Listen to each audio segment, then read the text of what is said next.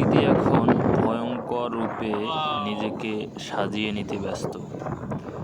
সে পুরো আকাশটাকে সাজিয়ে নিচ্ছে নিজের মতো করে।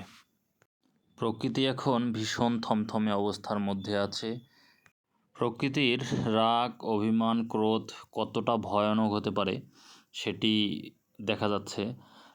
মেঘ এত ঘন কালো হয়ে যাচ্ছে যেটা না দেখলে বিশ্বাস করা যাবে না। কি ভয়াবহ মেঘ দেখুন। বাতাস এত পরিমাণে যা বলার মতো নয়। এই যে পাখিগুলোকে দেখা যাচ্ছে, পাখিগুলো তার মন হারিয়ে ফেলেছে। মনে হচ্ছে বাসা খুঁজে পাচ্ছে না বা যেতে পারতেছে না। এত পরিমাণে বাতাস, তারা সামনের দিকে যেতেই পারতেছে না।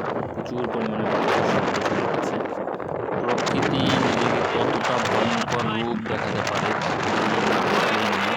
এই যে দেখুন আকাশটা কতটা ভয়ঙ্কর রূপে সাজাচ্ছে, নিজেকে সাজিয়ে তুলতেছে, যেটা আমরা এর আগে কখনোই মনে হয় দেখিনি। সবাই অবাক হয়ে দেখতেছে যে আকাশ কতটা ভয়ঙ্কর হতে পারে।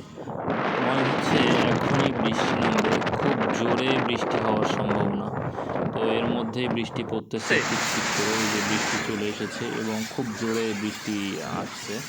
দেখা যাচ্ছে যে বাতাস এবং প্রচুর পরিমাণে বৃষ্টি হচ্ছে। নিমিষেই সব কিছু ঠান্ডা হয়ে গেল। আসলে আল্লাহ কি না পারে। এই জন্য তো বলেছে যে তোমরা আল্লাহর কোন কোন নিয়ামতকে অস্বীকার করো।